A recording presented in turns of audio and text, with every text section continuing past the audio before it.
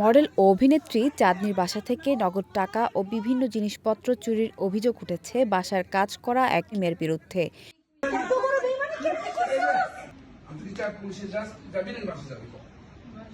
ভিডিওতে অভিনেত্রী চাঁদনীকে বলতে শোনা যায়, ২ লাখ টাকার বেশি অর্থসহ হাতে নাতে ধরে ফেলেছে মেয়েটিকে।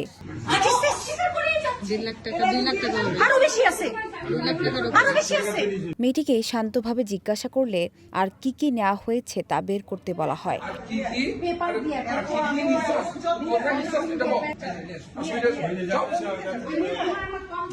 এরপর রান্নাঘরের ফল সিলিং থেকে কাপড়ে মোড়ানো অবস্থায় বের হয়ে আসে একের পর এক জিনিস, কফির প্যাকেট, শাড়ি, শ্যাম্পু, জুতা সহ আরো নানা জিনিস।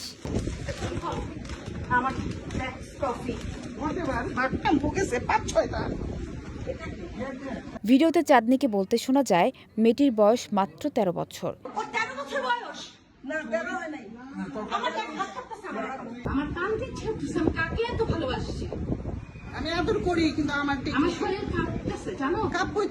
এই বয়সে এরকম ধরনের কাজ করবেন তা কোনোভাবে মেনে নিতে পারছেন না।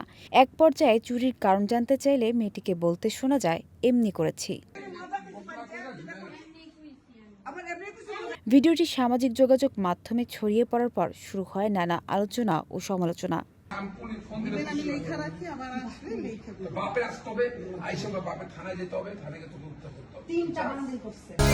আমাদের নতুন ফ্ল্যাট, ওয়াও!